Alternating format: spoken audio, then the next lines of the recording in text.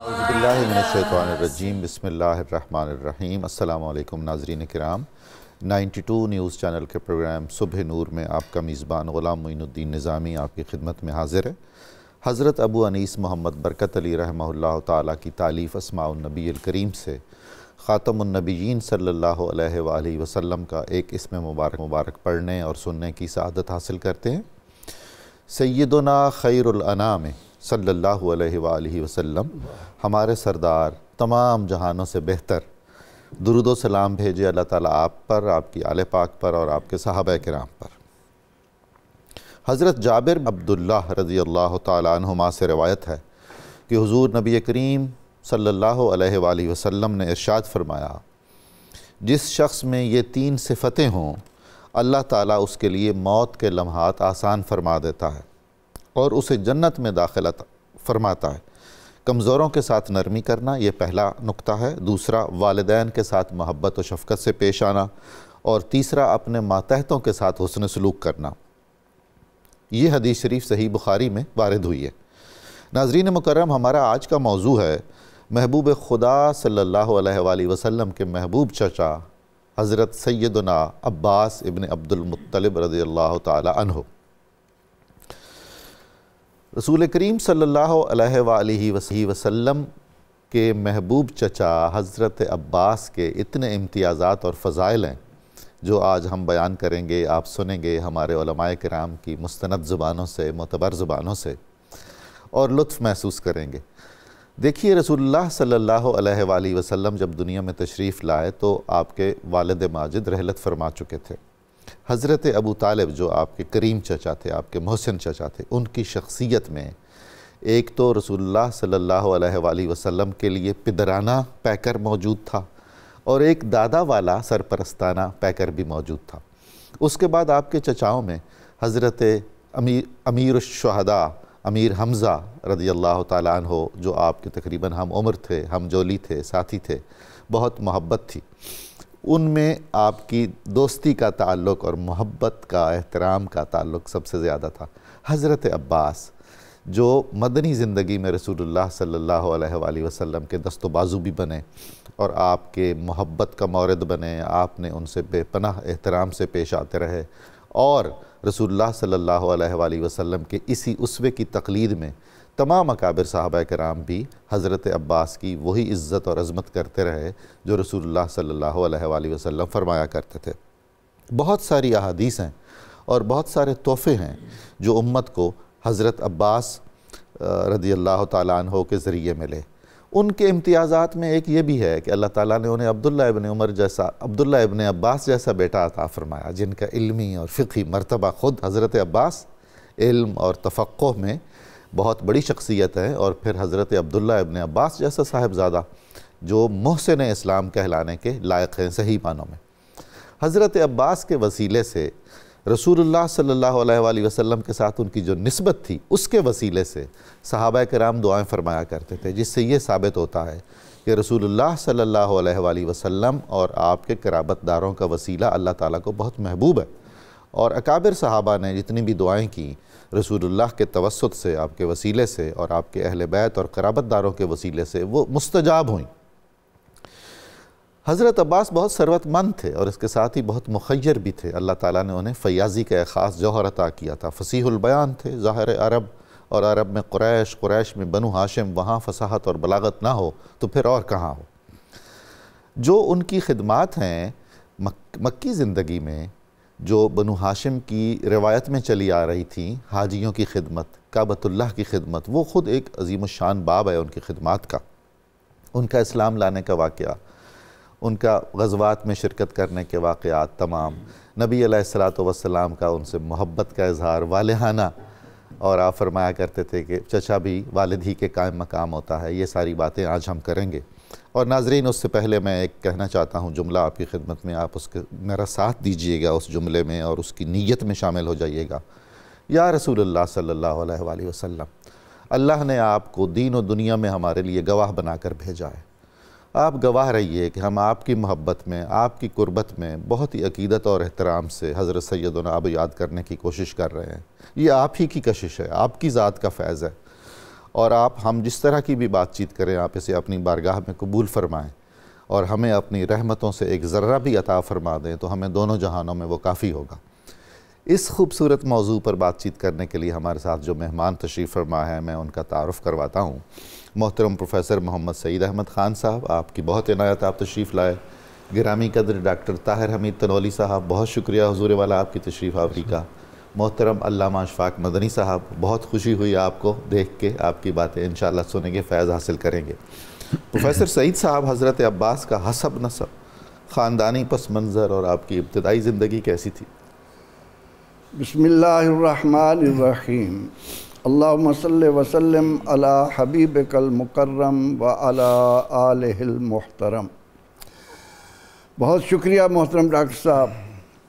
آج ہم ایک ایسی عظیم ہستی کا ذکر کرنے لگے ہیں جو سنی عقائد کے لیے ایک بنیاد کی حیثیت رکھتے ہیں۔ سیدنا حضرت عباس بن عبد المطلب ابو الفضل خاتم المہاجرین، سبحان اللہ، انہوں نے امت کو بتایا کہ میں نے اپنی آنکھوں سے دیکھا کہ میرے آقا علیہ الصلاۃ والتسلیم کا کھلونا چاند ہے۔ کیا بات ہے! آپ ہی وہ ہیں جنہوں نے کائنات کے اندر یہ بتایا کہ نبی اکرم رحمت عالم صلی اللہ علیہ وسلم کی دنیا میں تشریف آوری اللہ کا کتنا بڑا انعام ہے۔ سبحان اللہ۔ فرماتے ہیں کہ وَأَنْتَ لَمَّا وُلِدْتَ أَشْرَقَتِ الْأَرْض وَضَاءَتْ بِنُورِكَ الْأُفُقُ۔ سبحان اللہ، سبحان اللہ۔ یا رسول اللہ، جب آپ کی دنیا میں تشریف آوری ہوئی، آپ کے نور سے کائنات جگمگ جگمگ کر رہی تھی۔ آپ اس خاندان کی وجاہت عظمت کا ذکر کرنا چاہ رہے ہیں۔ یہ تو جب سے کائنات بنی ہے، واہ واہ، چنا ہوا خاندان، قرآن کی شہادت ہے کہ اس وقت سے ہی اتنا عظیم شہرہ سرور دو جہاں صلی اللہ علیہ وسلم کا چلا آ رہا ہے۔ قرآن جب یہ کہتا ہے کہ الذین آتیناہم الکتاب یعرفونہ کما یعرفون ابناءہم، اللہ اکبر، جس طرح انسان اپنی اولاد کو پہچانتا ہے، جب اللہ نے کائنات میں اپنے محبوب علیہ السلام کو ایسی معرفت، ایسی پہچان عطا کی، تو اس کی بنا پر عرب میں جو آپ کے آنے کی جگہ تھی، یہاں پر علم الادیان، علم الانساب، علم التاریخ، یہ تین علوم مروج تھے۔ ہر ایک اس بات کی کوشش کر رہا تھا کہ سرور دو جہاں صلی اللہ علیہ وسلم نے دنیا میں آنا ہے۔ تو سیدنا حضرت عباس رضی اللہ عنہ کے خاندان کی، آپ کے حسب نسب کی جو شرافت ہے، اس کی گواہی تو اس وقت کے جو حضور علیہ السلام کے دشمن تھے وہ بھی دے رہے تھے۔ سبحان اللہ، سبحان اللہ۔ شاہ کسریٰ کی دربار میں جب ابو سفیان رضی اللہ عنہ سے پوچھا گیا تو ان کی زبان سے بے اختیار نکلا کہ ہوا فینا ذو نسب و حسب، سبحان اللہ، ہم میں حضور سید عالم صلی اللہ تعالی علیہ وسلم حسب و نسب والے ہیں۔ آپ صلی اللہ علیہ وسلم ہوں، آپ کے والد عبد المطلب ہوں، ان کے والد ہاشم ہوں، ان کے والد عبد، کیا بات ہے، کیا سلسلہ ہے! ایک ایک ایسا چمکتا ستارہ ہے کہ انہی ستاروں کے جھرمٹ میں سرداروں کا گھرانہ ہے، سرداروں کے گھرانے میں وہ آنے والے ہیں کہ جن کو قرآن پاک سراجم منیرا کا لقب دینے والا ہے۔ تو سیدنا حضرت عباس بن عبد المطلب اس خاندان کے حضور علیہ السلام سے کوئی 2 یا 3 سال بڑے ہیں، اچھا، ذو حسب و نسب، اور اتنی عمر میں سرور دو جہاں صلی اللہ علیہ وسلم کی اللہ نے ان کے دل میں، یعنی ان کے بھتیجے کی محبت اس طرح سے ادا کی۔ فرماتے ہیں کہ میں جب آپ کی خدمت میں آتا تو میں دیکھتا کہ آپ پنگھوڑے میں سو رہے ہوتے تھے، آرام فرما ہوتے تھے، اور جہاں آپ کی انگلی اٹھتی تھی چاند ادھر ادھر گھومتا چلا جاتا تھا۔ تو سیدنا حضرت عباس بن عبد المطلب رضی اللہ تعالی عنہ، حضور سید عالم صلی اللہ علیہ وسلم نے یہ فرما کر کہ اللہ نے اولاد اسماعیل میں سے کنانہ کو چنا، کنانہ میں سے قریش کو چنا، اور قریش میں سے اللہ نے ہاشم کو منتخب کیا، تو ہاشم میں سے آنا من بنی ہاشم، بنی ہاشم سے ہونے کی بنا پر سیدنا حضرت عبد المطلب امت مسلمہ کے ایک ایک فرد کی آنکھ کا تارا، دل کا قرار ہیں۔ اور آپ کی والدہ سیدہ تنیلہ کیا عظمت والی تھی، اللہ اکبر، کسی طرح 5 سال کی عمر ہے، اور حضرت عباس بن عبد المطلب آپ کی والدہ کی والدین کی آنکھوں سے اوجھل ہو گئے۔ اچھا، اور جب تھوڑی دیر گزر گئی اور انہیں نظر نہ آئے، فکر ہوئی کہ کہیں حضرت عباس گم تو نہیں ہو گئے۔ ان کی جدائی کی پریشانی میں یہ انسانی تاریخ کا پہلا واقعہ ہے کہ ان کی والدہ منت مان رہی ہیں کہ اے اللہ، مجھے میرا عباس مل گیا تو میں تیرے گھر پر غلاف چڑھاؤں گی۔ اللہ اکبر۔ یہ خانہ کعبہ پر غلاف تو چڑھتا ہوگا، لیکن سیدنا حضرت عباس بن عبد المطلب کی گمشدگی اور منت کا جو انداز ہے، اس کے بعد جب اللہ نے حضرت عباس رضی اللہ عنہ کو ان کی والدہ سے ملا دیا تو انہوں نے اپنی نظر کو پورا کرنے کے لیے اس وقت کے قیمتی کپڑے کو، کہتے ہیں کہ انسانی تاریخ میں خانہ کعبہ پر سب سے پہلے قیمتی غلاف جو چڑھایا گیا حریر و دیباج کا، وہ سیدنا حضرت عباس بن عبد المطلب کی والدہ۔ اللہ اکبر، اللہ اکبر، بہت خوب، بہت شکریہ تنولی صاحب، بہت خوبصورت بات کی پروفیسر صاحب نے۔ وہ جو 3 سال حضرت عباس پہلے پیدا ہوئے، آداب رسالت کیسے ملحوظ رکھے؟ جب بھی فرمایا کرتے تھے اپنی عمر کے حوالے سے تو کیسے آغاز فرماتے تھے؟ سبحان اللہ، کیا بتاتے تھے؟ کمال ہے ڈاکٹر صاحب، بہت شکریہ۔ بالکل صحابہ کرام کا جو اوصاف ہیں اور ان کا جو کردار ہے، اس کا ایک ایک لمحہ ہمارے لیے رہنمائی کی حیثیت رکھتا ہے۔ جس طرف آپ اشارہ فرما رہے ہیں، یہ حقیقت کو کس طرح ادب کے ساتھ بیان کرنا ہے، وہ حضرت عباس سے کچھ سیکھیں۔ چچا ہیں، بڑے ہیں، باوجود جب کوئی پوچھتا تو فرماتے کہ بڑے حضور ہیں، بس پیدا میں پہلے۔ سبحان اللہ، سبحان اللہ، سبحان اللہ، بڑے حضور ہی ہیں۔ کیا بات ہے! دنیا میں میرا جو پیدائش ہے دنیاوی لحاظ سے، انہیں معلوم تھا سبحان کہ اللہ، یہ نبی ہیں اللہ کے، سبحان اللہ، اور یہ ہمیں کہنا روا نہیں ہے کہ ہمارے جیسے بشر ہیں۔ ڈاکٹر صاحب بالکل آپ درست فرما رہے ہیں، سبحان اللہ۔ جیسے بھی پروفیسر اشارہ فرما رہے تھے کہ بچپن میں جب چاند کے ساتھ کھیلنا وہ اپنی آنکھوں سے ملاحظہ کر رہے ہیں، تو اس کے بعد پھر کسی دلیل کی کیا ضرورت تھی؟ تو مکی زندگی آپ کی کیسی گزری؟ آپ کی کیا خدمات رہی ہیں جی ڈاکٹر صاحب، حضرت عباس کی شخصیت بہت غیر معمولی ہے۔ جس طرح وہ ظاہراً قداور تھے، معناً بھی قداور تھے، بے شک، اور اب اسلام کے اندر جو کنٹریبیوشنز ہیں ان کا جو کردار ہے، اور آپ صلی اللہ علیہ وسلم کے ساتھ جو ان کی محبت ہے، اس کو جس پرسپیکٹو میں بھی دیکھیں تو ان کی شخصیت نمایاں نظر آتی ہے۔ ہاشمیوں والا حسن بھی تو تھا، سبحان اللہ، ظاہری اور باطنی اور معنوی ہر لحاظ سے وہ اس کا پیکر تھے۔ ڈاکٹر صاحب، حضرت عباس کی شخصیت کا جو ایک بڑا نمایاں پہلو ہے وہ بیت اللہ شریف کے ساتھ ان کا تعلق ہے۔ سبحان یعنی اللہ، فرام ویری بگننگ ہمیں وہ تعلق حضرت عباس کی شخصیت کے اندر نظر آتا ہے، اور اس کا ایک سبب شاید یہ ہے کہ حضرت عبد المطلب کے ذمہ چونکہ کعبۃ اللہ کی خدمت تھی، تو ان کے بعد وہ سارا منصب تو آپ کو منتقل ہوا۔ جب آپ کو منتقل ہوا تو وہ جو تعلق تھا بیت اللہ شریف کے ساتھ وہ اور زیادہ پختہ ہو گیا۔ حضور، حیرانی کی بات ہے، ایک بچہ ہے، اسے جب بھی فرصت کے لمحات ملتے ہیں وہ کعبہ میں چلا جاتا ہے۔ تو اپنے والد گرامی کو دیکھ رہے ہیں کہ وہ کس طرح کعبۃ اللہ کے آداب ملحوظ رکھ رہے ہیں، کس طرح کعبۃ اللہ کی عظمت کا جو ہے اعتراف کرتے ہیں، خدمات انجام دیتے ہیں، دیکھتا ہے وہی وہ کرتا ہے، وہ اس کی شخصیت کے اوپر، وہ شخصیت میں وہ راسخ ہوتا چلا جاتا ہے۔ تو یہی وجہ ہے کہ حضرت عباس کی شخصیت کے اندر ایک بڑا پہلو کعبۃ اللہ کا احترام تھا۔ یعنی کوئی شخص ان کے سامنے بیت اللہ شریف میں بیٹھ کے بیت اللہ شریف کی عظمت کے خلاف بات نہیں کر سکتا۔ کیا بات ہے! اگر کوئی غیبت کر رہا ہو، اگر کوئی کسی کی حجف گوئی تو وہاں پہ معمولات تھے، شاعر جو تھے، بالکل پھر وہ حضرت عباس وہاں موجود ہیں اور اس نے یہ عمل کیا، اب وہ وہاں بیٹھ نہیں سکتا۔ تو آپ کا یہ وہاں تشریف فرما ہونے کا یہ لحاظ ہوتا تھا کہ ہر لحاظ سے لوگ مؤدب ہو کر اور بیت اللہ شریف کے آداب کا لحاظ رکھتے ہوئے اس کا مطلب استعمال کرتے تھے۔ ایک ہیبت الہی اور دبدبہ اور وقار بھی تھا۔ سبحان اللہ۔ اور جب بیت اللہ شریف کی تعمیر نو ہوئی تو 16 سال کی آپ کی عمر تھی، آپ اس کا بھی حصہ تھے، یعنی بیت اللہ شریف کی تعمیر نو میں بھی آپ کا رول رہا۔ اچھا، اس کے بعد جب حضرت عبد المطلب کے بعد جب آپ کو وہ ذمہ داریاں منتقل ہوئیں تو حاجیوں کی جو خدمت ہے اور بیت اللہ شریف کا جو انتظام انصرام ہے وہ آپ کے ذمہ آیا۔ اچھا، ان خدمات میں سرفہرست سکایا تھی، جو بھی حاجی آ رہے ہیں ان کو پانی پلانا ہے، ان کی خدمات پھر رفادہ ہے، ان کو کھانا کھلانا ہے. اسی گھرانے نے تو جناب آخرت میں بھی پانی سبحان اللہ سبحان اللہ سبحان اللہ کیا بات ہے. اچھا ڈاکٹر صاحب اس کے بعد پھر حجابہ جو وہاں پہ یعنی کہ بطور دربان کے بیت اللہ شریف کی خدمات انجام دینا، یہ جتنے بھی ڈیزگنیشنز تھے یا منصب تھے ان کا تعلق بیت اللہ شریف کی خدمت کے ساتھ ہے، اور یہ خدمات حضرت عبد المطلب کے بعد حضرت عباس کے سپرد تھیں.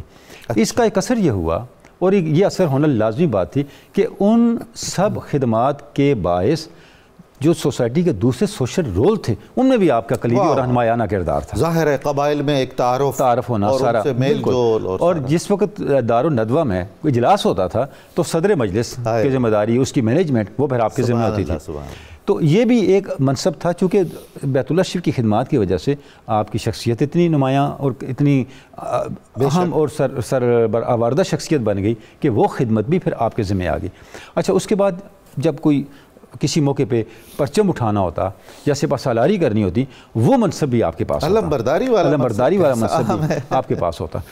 یہ اس کا مطلب یہ ہوا کہ بیت اللہ شریف کی جو خدمات تھیں جو آپ کے ذمے تھیں، ان خدمات کے باعث جو دیگر سوشل رول تھے اس دور کی سوسائٹی کے اندر وہ بھی آپ کے پاس تھے. جی میں نے کہیں پڑھا تھا کہ بیت اللہ شریف کی جتنی خدمات ہیں جو ایک حضرت عباس کی ذات میں جمع تھیں حضرت عبد المطلب کے بعد، ان میں سے ایک خدمت بھی کسی ایک قبیلے کے سپرد بھی ہو جاتی تو اس کے لیے اس کا اتنا تقدس اور احترام تھا کہ اس کے لیے زندگی بھر وہ کافی ہوتا، احترام اور عظمت. دیکھیں ڈاکٹر صاحب، اگر آپ جو مکہ کی شہری ریاست تھی اس کا ماضی دیکھیں تو ماضی میں ایسا ہی تھا.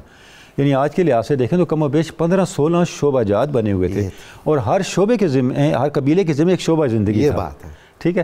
اور یہ پھر آگے آ کے جمع ہو گیا، یہ جامع القبائل ہے اور جامع المناسب، حضرت عباس کی شخصیت میں آ کے جمع ہو گئے. اور عین ممکن ہے کہ اگر ہم ہسٹوریکلی اس کو دیکھیں، اس کا جائزہ لیں، تو اس کا سبب یہ بھی ہمارے سامنے آئے کہ ان خدمات کی شرف و منزلت کے باعث شاید کوئی حضرت عباس جیسی شخصیت تھی نہیں جس کے ذمہ یہ کام لگایا جاتا، لہٰذا وہ کام آپ کے ذمہ آ گئے. کیونکہ یہ وہ خدمات تھی جن کا تعلق ڈائریکٹ بیت اللہ شریف کے ساتھ تھا، جو اس سے پہلے مختلف قبائل اور مختلف شخصیات کے پاس ہوتی تھی. تو آپ کی شخصیت تک آتے آتے وہ ایک شخصیت کے اندر وہ ساری کی ساری خدمات جمع ہو گئیں.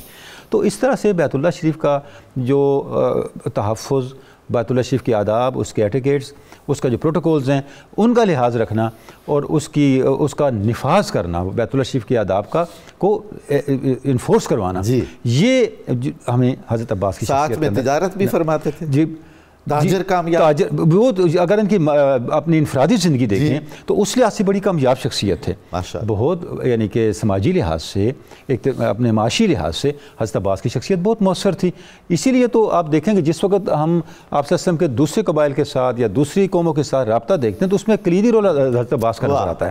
اس کلیدی رول کا سبب ہی یہ ہے کہ آپ کا رول ادا کرنا مؤثر تھا اور آپ معاملات کو کسی خاص جہت پہ ڈال سکتے ہیں. واہ سبحان اللہ سبحان اللہ. علامہ مدنی صاحب، حضرت عباس کا قبول اسلام، ہجرت، غزوات میں شرکت، کیا کیا سبحان اللہ کیا خوب باتیں ہیں، ارشاد فرمائیے. بسم اللہ الرحمن الرحیم. اللہ رب العالمین کا شکر ادا کرتے ہیں جس نے ہمیں رسول ہاشمی صلی اللہ علیہ وآلہ وسلم کے اہل قرابت کا ذکر کرنے کی توفیق عطا فرمائی. سبحان اللہ، آمین. حضرت عباس و عظیم الشان شخصیت ہیں کہ جنہیں آغاز اسلام میں انتہائی مشکل اور حکیمانہ فیصلوں میں رسول اللہ صلی اللہ علیہ وسلم کا مشیر بننے کی سعادت نصیب ہوئی ہے. یہ رسول ہاشمی صلی اللہ علیہ وآلہ وسلم نے جنہیں اپنا ابتدائی اسلام میں رازدار بنایا وہ شخصیت حضرت عباس ہیں. حضرت عباس کا جو اسلام ہے وہ حافظ ابن حجر نے بڑی خوبصورت بات لکھی. آپ نے فرمایا کہ ابتدا میں ہی آپ اسلام قبول کر چکے تھے. یہی وجہ تھی کہ آپ ہر وقت حضور صلی اللہ علیہ وسلم کے ساتھ رہتے تھے. ہجرت کا جو فیصلہ تھا اس میں بھی آپ کو جو ہے نا وہ بڑی اہمیت حاصل ہے، بہت اہمیت. اور اسی وجہ سے کیونکہ اسلام آپ دل سے تو قبول کر ہی چکے تھے اور پھر رسول اللہ صلی اللہ علیہ وآلہ وسلم کا عمل بھی اس پہ گواہ ہے کہ جب بدر کا موقع تھا تو نبی پاک صلی اللہ علیہ وآلہ وسلم اپنے اصحاب کو یہ تاکید کر رہے تھے کہ تمہارا سامنا اگر میرے چچا عباس کے ساتھ ہو جائے تو ان کو قتل نہ کرنا. وہ مجبوراً آئے ہیں، وہ اپنی خوشی سے بدر میں نہیں آئے ہیں. اور پھر دوسری بات، جب رسول اللہ صلی اللہ علیہ وسلم کے سامنے السلام نے یہ قیدی بن کے آئے تھے تو اس وقت حضور علیہ السلام نے ایک الفاظ کہے تھے کہ اے عباس تم اگر سچے ہو، انہوں نے کہا تھا نا میں مجبوراً آیا ہوں، میں اپنی مرضی سے نہیں آیا ہوں، اگر تم سچے ہو تو پھر جو مال تم فدیے میں دے رہے ہو اللہ اس سے بہتر تمہیں مال عطا فرما دے گا۔ اس کے اوپر پھر قرآن مجید فرقان حمید کی آیات بینات بھی نازل ہوئیں، اور وہی بات پھر حضرت عباس خود ارشاد فرمایا کرتے تھے کہ اللہ نے پھر مجھے بہتر ایسا مال عطا فرمایا کہ 20 تاجر غلام مجھے عطا کر دیے گئے، اور پھر رسول اللہ صلی اللہ علیہ وسلم کے قرب میں رہنے کے لیے یہ جو آپ کی اسیری کا واقعہ ہے وہ بھی اسی غزوہ بدر سے متعلق ہے؟ غزوہ بدر میں ہے، جب وہ رسیاں بہت سختی سے باندھ دی گئی تھی، تکلیف میں تھے، اور رات کو جو ہے جب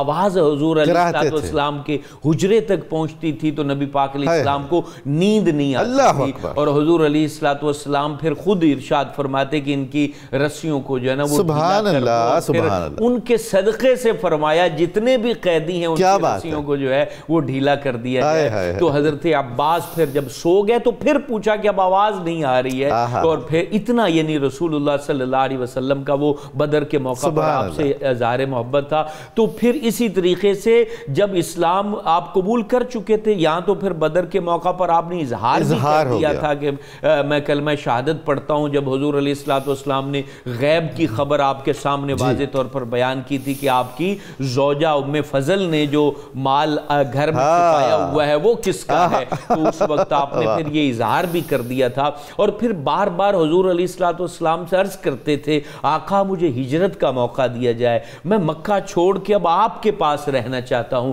خط و کتابت کا سلسلہ رہتا تھا۔ حضور علیہ السلام نے منع کیا کہ نہیں ابھی وہ وقت نہیں آیا ہے، کیونکہ مکہ کی جتنی باتیں تھیں جتنے معاملات تھے وہ پھر یہ مسلسل جو مشورے کا سلسلہ اگر اتنی دیر تک اسلام میں کسی شخصیت کے ساتھ جاری رہا ہے تو وہ حضرت عباس بن عبد المطلب، کیا کمال کا نقطہ آپ نے بیان مسلسل قبلہ کے ساتھ حضور علیہ السلام کا یہ ریلیشن ایسا رہا ہے کہ جو کمال ہے۔ اور پھر آخر میں آپ کو خاتم الانبیاء نے خاتم المہاجرین کا یہ اعزاز عطا کرنا تھا کہ سب سے آخری بندہ جس نے مکہ معظمہ سے ہجرت کی، اور پھر ادھر سے رسول اللہ سفر فرما رہے ہیں، ادھر سے حضرت عباس ہجرت کر رہے ہیں۔ یہاں ایک بڑا باریک نقطہ ہے، کیونکہ نبی پاک یہ فرما سکتے تھے کہ ابھی تو مکہ فتح ہونے والا ہے، میں آ ہی رہا ہوں تو آپ کیوں ہجرت کر رہے ہیں؟ دراصل حضور چاہتے تھے کہ میرا یہ غلام، یہ میرا پیارا چچا، یہ مہاجر کی برکت سے محروم نہ رہے۔ حضور علیہ السلام نے بالکل آخری سال میں اجازت دی،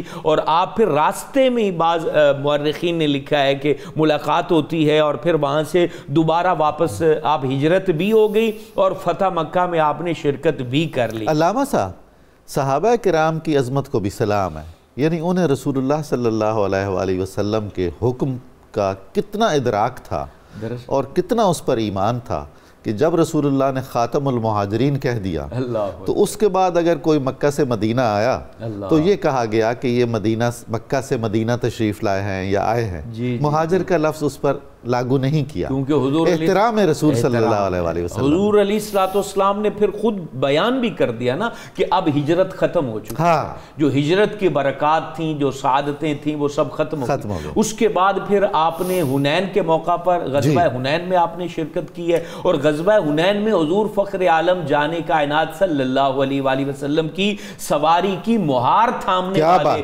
حضرت عباس، اور اس وقت جب وہاں بھگدڑ مچ گئی تھی اس وقت آواز دینے والے کہ اے معاشر انصار ادھر ہو، ادھر آ جاؤ، اے مہاجرین تم کہاں ہو، ادھر آ جاؤ۔ آپ کی آواز اتنی بلند تھی کہ ہر ایک کے کان تک وہ آواز پہنچی، اور پھر طائف کے غزوہ میں بھی آپ نے شرکت کی۔ اس وقت تو حضور علیہ السلام نے یہ بات ارشاد فرمائی تھی کون ہے جو حنظلہ بن ربیع کو طائف والوں سے چھڑوا کے لائے گا، تو تنے تنہا یہ بہادر شخصیت حضرت عباس کھڑے ہوئے، کہا حضور میں ہوں، میں حنظلہ بن ربیع کو چھڑا کے لاتا ہوں۔ حضور نے فرمایا اگر تم چھڑا کے لاتے ہو تو پھر میرے ساتھ جو غزوے ہوئے اس کا ثواب اللہ تعالیٰ تمہیں سبحان اللہ سبحان اللہ۔ اور پھر آپ طائف میں اکیلے گئے اور اس جھرمٹ میں کافروں کے حضرت حنظلہ کو اٹھایا اور اپنی گود میں اٹھا کر حضور علیہ السلام کے سامنے پیش کر دیا۔ یہ وہ عظیم الشان ہستی ہیں جن کا اسلام بھی قابل فخر ہے، غزوات میں حاضر ہونا بھی قابل فخر ہے، اور سب سے بڑی بات رسول اللہ صلی اللہ علیہ وسلم کا ان کے اوپر اعتماد کرنا قیامت تک قابل فخر۔ سبحان اللہ، سبحان اللہ، بہت شکریہ۔ ناظرین کرام، اب ہم درود پاک سننے کی سعادت حاصل کرتے ہیں، تھوڑی دیر کے بعد دوبارہ حاضر خدمت ہوں گے، آپ ہمارے ساتھ رہیے گا۔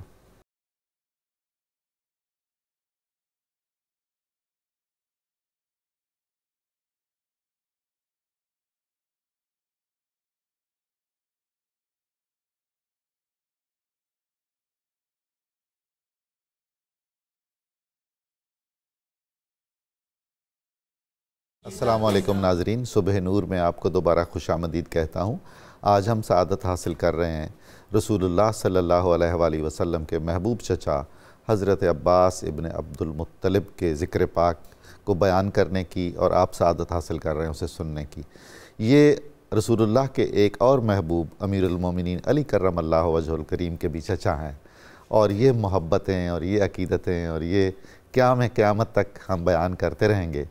حضرت عباس کا ایک شرف یہ بھی ہے کہ جنت البقیع میں جو قبور اہل بیت ہے، مزارات اہل بیت ہے، اس کی بھی ایک طرح سے سربراہی یا کارواں سالاری حضرت عباس ہی کی مزار مبارک کر رہی ہے۔ جناب پروفیسر سعید صاحب، رسول رحمت صلی اللہ علیہ وآلہ وسلم کو بے پناہ محبت اپنے چچا حضرت عباس سے تھی، اور آپ کثرت سے اس کا اظہار فرمایا کرتے تھے۔ حضرت علیہ السلام کا یہ بھی معجزہ ہے کہ آپ نے جس پر جو بھی عنایت کی، شفقت کی، محبت کی، اس کا والہانہ اظہار فرمایا۔ حضور نبی اکرم رحمت عالم صلی اللہ علیہ وآلہ وسلم، قرآن گواہی دے رہا ہے کہ آپ صلی اللہ علیہ وسلم کو اپنے ایک ایک امتی سے بے حد پیار۔ کیا بات! اور پھر قرآن نے بھی یہ حکم دیا کہ کائنات کی ہر شے سے بڑھ کر جب تم حبیب کبریا شافع معاشر کو محبوب نہیں بناؤ گے، مومن نہیں ہوگے۔ آپ صلی اللہ علیہ وسلم نے اپنی زبان اقدس سے بھی فرما دیا کہ لا یؤمن احدکم حتی اکون احب الیہ من والدہ وولدہ والناس اجمعین۔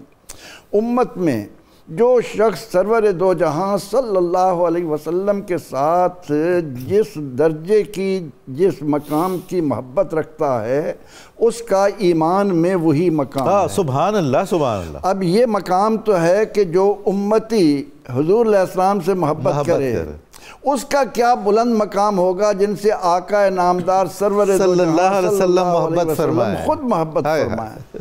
حضرت عباس رضی اللہ عنہ کی زندگی کا ایک ایک لمحہ سرور دو جہاں صلی اللہ علیہ وسلم کی اطاعت و اتباع اور آپ کی محبت کا وہ شاندار نمونہ ہے کہ جس کی بدولت سرور دو جہاں صلی اللہ علیہ وسلم نے اپنے اس چچا کو اپنی محبت کے جو پھول عطا کیے، وہ قیامت تک مہکتے رہیں گے اور ہر مومن کو ایمان کی روشنی دیتے رہیں گے۔ بات یہ ہے کہ نبی اکرم رحمت عالم صلی اللہ علیہ وسلم کے سامنے ہے کہ حضرت عباس رضی اللہ عنہ مجھ پر کس قدر فدائیت کے مقام و مرتبہ پر فائز ہے، تو آپ صلی اللہ علیہ وسلم مال غنیمت میں جو خوبصورت چیز آتی ہے وہ فرماتے ہیں میرے چچا عباس، کیا بات ہے، وفد دارین آیا اور اس تحفے میں ایک خوبصورت کرتا تھا جو سونے کی تاروں سے بنا ہوا تھا۔ آپ نے فرمایا عباس یہ تمہارے لیے۔ عرض کرتے ہیں یا رسول اللہ سونا تو مردوں پر حرام ہے۔ فرمایا کہ تارے نکال لینا، بیچ لینا یا گھر کے عورتوں کا زیور بنا لینا۔ آپ نے اپنی محبت کا یہ مقام دیا حضرت عباس رضی اللہ عنہ کو کہ ان کے کندھے پر کھڑے ہو کر ان کے گھر کا پرنالہ اپنے ہاتھ میں لگا۔ کیا بات ہے!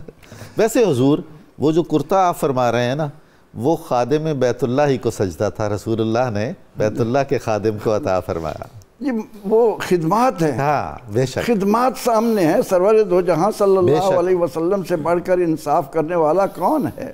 تو آپ صلی اللہ علیہ وسلم اپنے اس چچا سے اتنی محبت فرماتے تھے کہ معجم کبیر والا لکھتا ہے کہ ایک دن آپ صلی اللہ علیہ وسلم حضرت عباس رضی اللہ عنہ کے گھر تشریف لائے اور فرمانے لگے کہ عباس کل مجھے آپ سے ایک ضروری کام ہے، آپ کہیں نہیں جائیں گے، اور اپنے گھر والوں میں سے بھی کسی کو باہر نہیں جانے دیں گے۔ اللہ اللہ، یہ فرما کر آ گئے۔ اب وہ انتظار کرتے رہے، اگلے دن آپ حضور انور شافع محشر محبوب داور نبی بحر و بر صلی اللہ علیہ وسلم تشریف لائے، اور آپ نے سب کو دیکھا، فرمایا کہ میرے قریب ہو جاؤ۔ جب وہ سارے قریب ہو گئے تو آپ صلی اللہ علیہ وسلم نے اپنی کملی کو، اپنی چادر مبارکہ کو، مزمل اور مدثر کی شان والی چادر کو ان کے اوپر ڈالا، اور ان کو اپنی کملی میں لے کر فرمایا کہ اے اللہ تو جانتا ہے یہ میرے چچا ہیں، میرے باپ کی مانند ہیں، سبحان اللہ، العم سن و ابی، یہ حضرت عباس رضی اللہ عنہ کی معرفت امت کو عطا ہوا۔ سبحان اللہ۔ آپ نے جب ان کو کملی میں چھپا لیا تو عرض کی کہ اے میرے پالنہار، جس طرح میں نے ان کو اپنی چادر میں چھپا لیا ہے، اسی طرح قیامت کے دن تو بھی ان کو جہنم کی آگ سے محفوظ سبحان اللہ، سبحان اللہ، اسی طرح ان کو اپنی رحمت میں لے لینا۔ تو حضور نبی اکرم رحمت عالم صلی اللہ تعالی علیہ وسلم اپنے چچا حضرت عباس رضی اللہ عنہ سے اسی محبت کی بنا پر، یعنی ایک تو بدر کے مقام پر آپ ان کی تکلیف کو برداشت نہیں کرتے، اور جب ان کے کراہنے کی آواز آئی آپ کو بے چین کر دیا جی، اور اس کے علاوہ آپ ہر مقام پر حضرت عباس رضی اللہ عنہ کو فوقیت دیتے، ان کو اپنے سامنے بلاتے، اور آپ کی محبت کا نتیجہ تھا کہ جس کی وجہ سے صحابہ کرام رضوان اللہ علیہ مجمعین حضرت عباس رضی اللہ عنہ سے بے پناہ محبت کرتے تھے۔ علماء لکھتے ہیں کہ حضور نبی اکرم رحمت عالم صلی اللہ علیہ وسلم کے آپ کی خدمت میں صحابہ کرام بیٹھے ہیں جی، تو آپ کی یہ عادت مبارکہ تھی کہ اپنے ایک طرف اپنے ایک وزیر صدیق اکبر کو سبحان اللہ، سبحان اللہ، دوسری طرف دوسرے وزیر عمر رضی اللہ عنہ کو بٹھاتے، لیکن اسی اثناء میں اگر حضرت عباس رضی اللہ عنہ تشریف لاتے تو صدیق اکبر رضی اللہ عنہ کھڑے ہو کر جگہ خالی کر کے عرض کرتے کہ عباس آپ یہاں تشریف کیا اکرام ہے، کیا توقیر ہے، کیونکہ انہیں معلوم تھا کہ وَتُعَزِّرُوهُ وَتُوَقِّرُوهُ کی صورت میں امتی نے تو محبت کرنی ہے بے شک، لیکن نبی اکرم رحمت عالم صلی اللہ علیہ وسلم جن سے اتنا پیار کر رہے ہیں، اور حالت یہ ہوتی تھی کہ اگر حضرت عباس رضی اللہ عنہ آ رہے ہیں اور جلیل القدر صحابہ رضی اللہ عنہم سوار ہیں کسی سواری پر، تو وہ فوراً اپنی سواری کو روک کر اتر کر ان کے ادب و احترام میں کھڑے ہو جاتے تھے،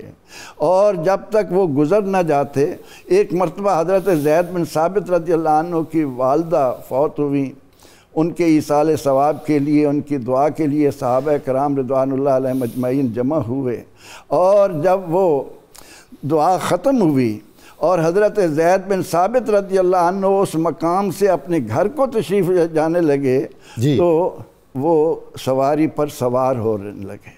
اب حضرت زید بن ثابت رضی اللہ عنہ کا جمع قرآن کی وجہ سے ایک مرتبہ مقام تھا صحابہ، تو حضرت عباس رضی اللہ عنہ فوراً آئے، اور آ کر انہوں نے حضرت زید بن ثابت رضی اللہ عنہ کی سواری کو پکڑا۔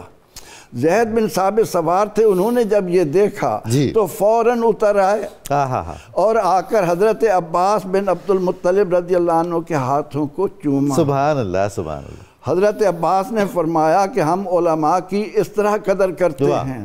حضرت زید بن ثابت رضی اللہ عنہ بولے کہ ہم حضور علیہ السلام کے عزیزوں کی اس طرح سے قدر۔ سبحان اللہ۔ تنوری صاحب، یہیں سے بات ہم آگے بڑھاتے ہیں کہ رسول اللہ صلی اللہ علیہ وآلہ وسلم سے جو محبت فرماتے تھے حضرت عباس بھی، اس کی بھی بڑی نظیریں ملتی ہیں، یعنی کمال شہادتیں ملتی ہیں، اور صحابہ کرام نے ان نسبتوں کا کتنا احترام کیا۔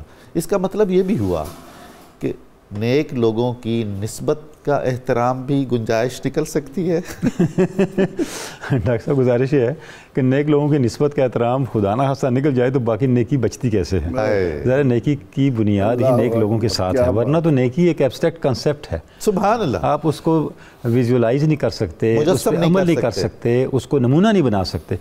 نیکی نیک لوگوں کے ساتھ ہے، کیونکہ وہ مظہر ہے وہ مظہر ہے نیکی کرنے کا، اور انہی کے احترام سے خود آپ کے اندر نیکی کرنے کی استعداد پیدا ہوتی ہے، حوصلہ پیدا ہوتا ہے۔ تو یہ فتنے ہیں کہ اگر ہم خدا نخواستہ نیک لوگوں کی تکریم چھوڑ دیں تو اس کا مطلب ہم اپنے لیے نیکی کی بنیاد منہدم کر رہے ہیں۔ پروفیسر صاحب نے ایصال ثواب کا لفظ بھی استعمال کیا، میں تو اس وقت بھی دہل گیا کہ ہم تو ایصال ثواب کی بات کریں گے تو لینے کے دینے پڑ جائیں گے۔ ڈاکٹر صاحب گزارش ہے، دیکھیں قرآن شریف وَمَن يَعْمَلْ مِثْقَالَ ذَرَّةٍ خَيْرًا يَرَهُ، جس نے تھوڑی سی بھی ایک ذرہ بھی نیکی کی اس کا اثر دیکھے گا۔ میں ایک نیکی کر رہا ہوں، یا اللہ یہ اجر ان کو پہنچے تو کیا یہ ضائع ہو جائے گا؟ سبحان اللہ، سبحان اللہ۔ قرآن مجید کی کتنی آیات ہیں جن کے یہ خلاف چلا جاتا ہے۔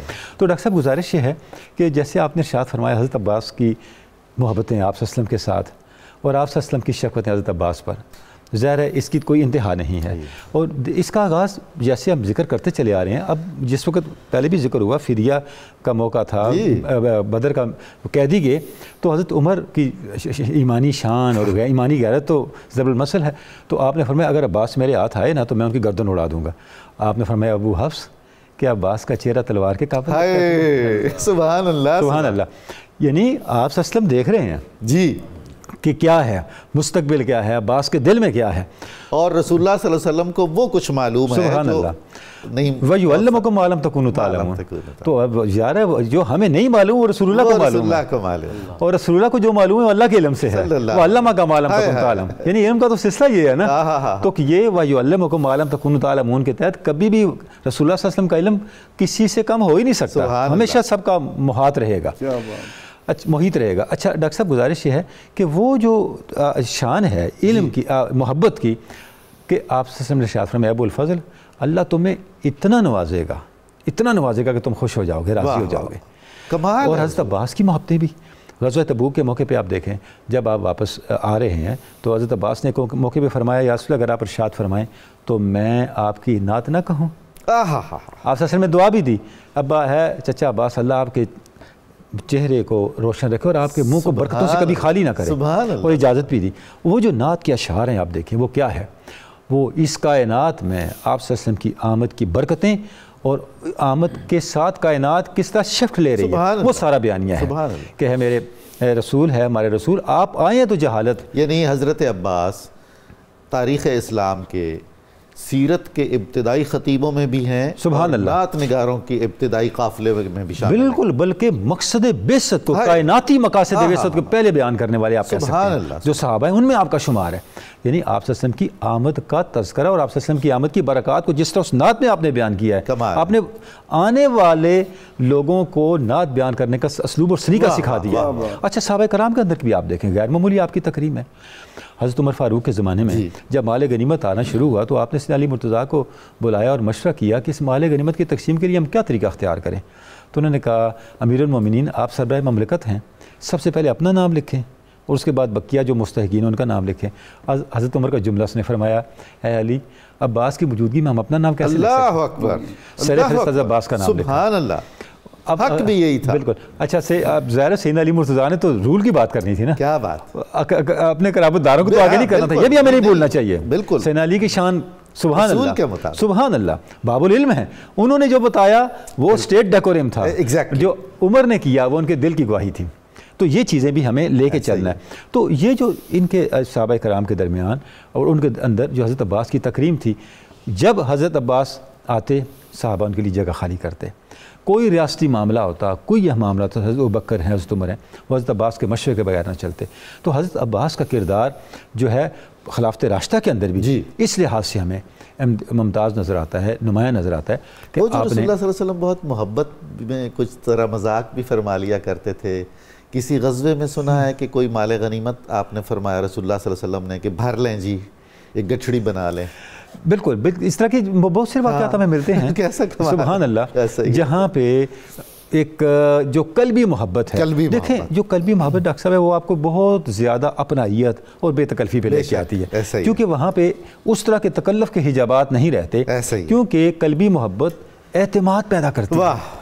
وہ اعتماد بڑوں کی طرف سے شفقت اور چھوٹوں کی طرف سے قربانی لے کے آتی ہے، اور یہ چیزیں ہمیں سے آپ صلی اللہ علیہ وسلم کی طرف سے حضرت عباس کے اوپر اور حضرت عباس کی طرف سے آپ صلی اللہ علیہ وسلم کے لیے فدائیت، ایثار، قربانی اور محبت اور بیان، ان سب چیزوں کا اظہار نظر آتا ہے۔ جناب علامہ مدنی صاحب، حضرت عباس کے فضائل، مناقب، آپ کی سیرت اور کردار کی جھلکیاں، علمی اور دینی اور فقہی مقام آپ کا کچھ ارشاد فرمائیے۔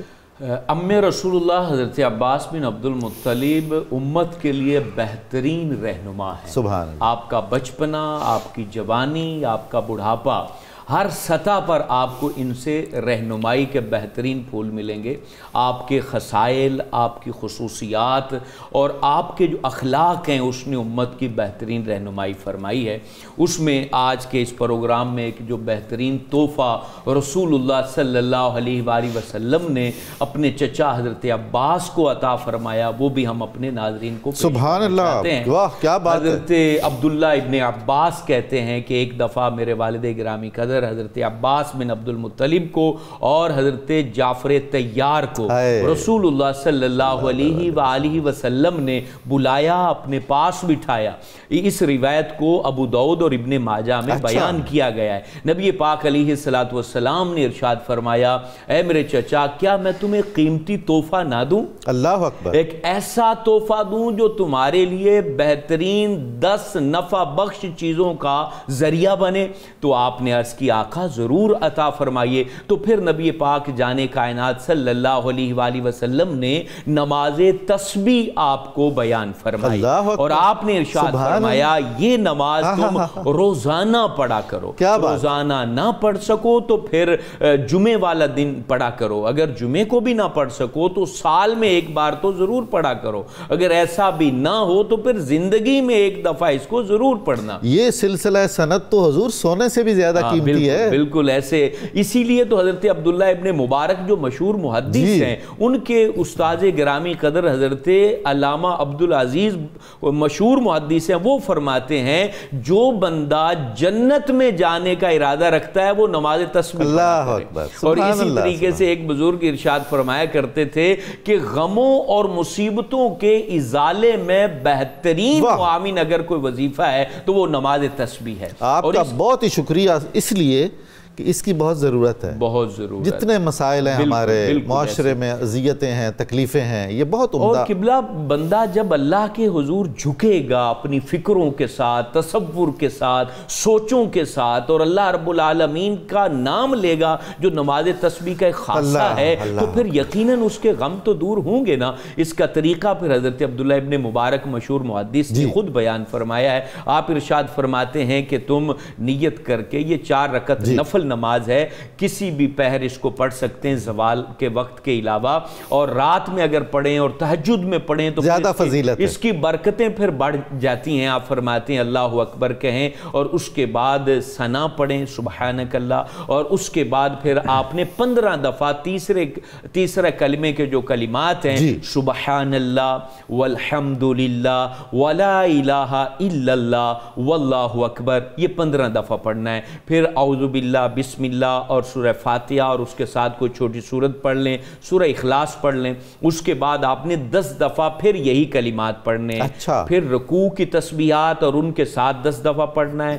پھر آپ نے سمیع اللہ لمن حمدہ کہہ کے کھڑے ہونا ہے اور ربنا ولک الحمد پڑھنا ہے۔ پھر 10 کلمات یہی پڑھنے ہیں۔ پھر دونوں سجدوں میں 10 دفعہ پڑھنے ہیں، اور دونوں سجدوں کے درمیان 10 دفعہ پڑھنے ہیں۔ یوں ایک رکعت میں 75 دفعہ یہ کلمات، تیسرا کلمہ 75 دفعہ ہو جائے گا۔ پھر 2 رکعت پر اتحیات پڑھنی ہے، اور وہ اتحیات رب جعلنی تک مکمل پڑھنی ہے۔ پھر کھڑے ہو جانا ہے، پھر اسی طرح پھر ثنا پڑھنی، اور اسی طریقے سے آپ نے تیسری رکعت پڑھنی، پھر چوتھی رکعت پڑھنی، اور پھر آخر میں سلام پھیر دینا ہے۔ اور یہ وہ خوبصورت نماز ہے جس کی یہ برکت ہے کہ اللہ رب العالمین بندے کے سمندر کی جھاگ کے برابر بھی گناہ ہوں تو اس کو معاف فرما دیتا ہے، اور اللہ معاف کرنے پر قادر ہے۔ اور پھر حضرت عباس کی شخصیت سے جو ہمیں سیکھنے کو ملتا ہے، دعا کا طریقہ ان کا بڑا پیارا تھا۔ جب یہ دعا کے لیے ہاتھ اٹھایا کرتے تھے تو ان کی آنکھوں سے سیل اشک رواں ہو جاتے تھے اور یہ گریہ کنا ہو جاتے تھے، اور ان کی دعا ایسی کامل ہوا کرتی تھی، صحابہ کہتے ہیں کہ ہاتھ نیچے نہیں آتے تھے اور اللہ رب العالمین ان کی دعا کو پورا کر دیتا تھا۔ اور جو آخری بات میں عرض کرنا چاہتا ہوں جو اس وقت معاشرے کی ضرورت ہے، ان کی جو تعریف اور ان کی خصوصیت حضور نے بیان فرمائی، آپ فرمایا کرتے تھے یہ رشتے جوڑنے والی سبحان اللہ سبحان اللہ۔ حضور علیہ السلام نے کہا کہ یہ قریش میں یہ صلہ رحمی کرنے والی شخصیت ہے۔ حضور علیہ السلام نے ان کو جنت البقیع کی طرف سے آتے ہوئے دیکھا تو آپ نے کہا میرے چچا کو دیکھ لو، یہ غریبوں کی مدد کرنے والے ہیں، یہ جن لوگوں کے اوپر مصیبت آ پڑتی ہے ان کو مصیبت سے نکالنے والے ہیں، جو مشقت میں پھنس جاتے ہیں ان کو آسانی دینے والے ہیں۔ اور یہ کلمات حضور نے فرمائے قیامت تک لوگوں کو جان لینا چاہیے، اگر حضور کی بارگاہ میں مقبول ہونا چاہتے ہو تو رشتے توڑا نہ کرو، رشتے جوڑا کرو، تو اللہ کے نبی تمہارے اوپر اپنی نگاہ رحمت ضرور فرمائیں۔ سبحان اللہ، میں بہت شکر گزار ہوں آپ کی تشریف آوری کا، بہت خوبصورت باتیں ہوئیں۔ ناظرین مکرم، کتاب الشفا سے وظیفے کا وقت ہے، یہ گھبراہٹ دور کرنے کا وظیفہ ہے۔ اگر کسی شخص کے دل کو بہت گھبراہٹ ہوتی ہو تو اسے سورۃ الرعد کی آیت نمبر 28 اول و آخر درود پاک کے ساتھ 41 بار پڑھ کر پانی پر دم کر کے پلایا جائے، انشاءاللہ اللہ تعالیٰ کرم فرمائے گا، ہر قسم کی گھبراہٹ دور ہو جائے گی۔ سیدنا علی المرتضیٰ شیر خدا کرم اللہ وجہہ الکریم کا قول مبارک ہے، 3 صفات ایسی ہیں کہ جن کے ذریعے نجات حاصل ہوتی ہے۔ ایک یہ کہ حق اور سچ کو تھامے رکھنا، دوسری یہ کہ باطل سے پرہیز کرنا، اور تیسری یہ کہ نیک کاموں کی ترویج کرنا۔ آج کے اخبار روزنامہ 92 نیوز میں سیدنا عباس بن عبد المطلب رضی اللہ تعالیٰ عنہ کے بارے میں بہت عمدہ مضمون شائع ہوا ہے، آپ پڑھیے گا، استفادہ کیجیے گا۔ پروگرام کی تفصیل جاننے کے لیے صبح نور کے ایکس کو فالو کریں، ہمارا فیس بک پیج لائک کریں، پروگرام دیکھنے کے لیے ہمارا یوٹیوب چینل سبسکرائب کریں، اپنی قیمتی رائے سے ضرور آگاہ فرمائیں۔ اب ہم اور آپ سب مل کر لگائیں گے نعرہ مقصد پاکستان، اور اس کے بعد ہم محترم شاہ زیب جاوید گنجالوی صاحب کی بہت خوبصورت آواز میں منقبت سنیں گے بارگاہ سیدنا عباس میں۔ آئیے نعرہ لگاتے ہیں، پاکستان کا مطلب کیا؟ لا الہ الا اللہ محمد رسول اللہ۔ جناب محمد شاہ زیب جاوید گنجالوی۔ ابن عبد المطلب عباس ہیں عرفہ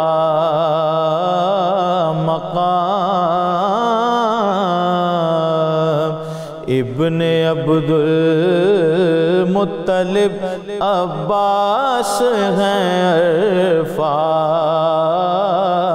مقام، ابن عبد المطلب عباس ہیں عرفہ مقام، نسبت سرکار سے حاصل ہوا ان کو دوام،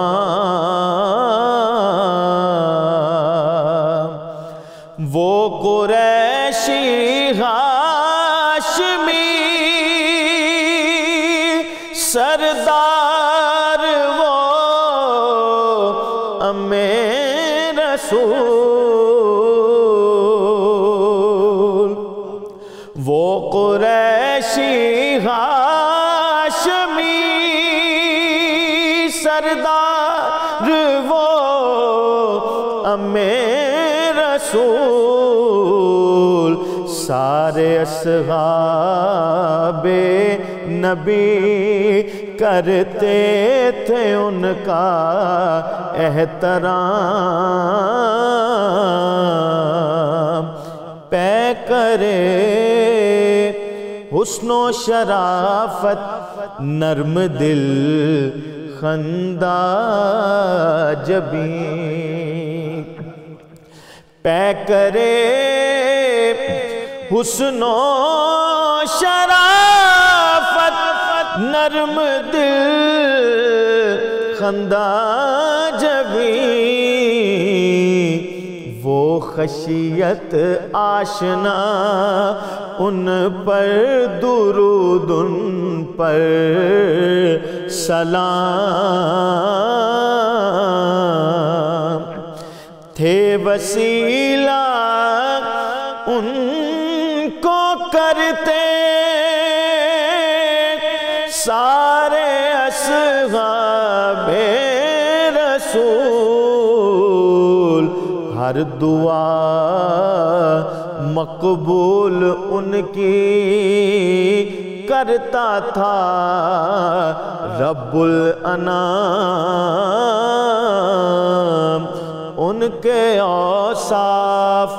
ان کے اوصاف و محاسن ہے رقم تاریخ میں ان کے اوصاف و محاسن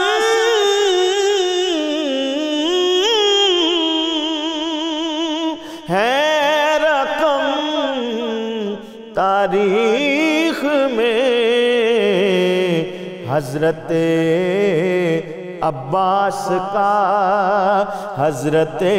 عباس کا ساجد ہے تاباں اب بھی نام ابن عبد المطلب عباس ہیں عرفہ مقام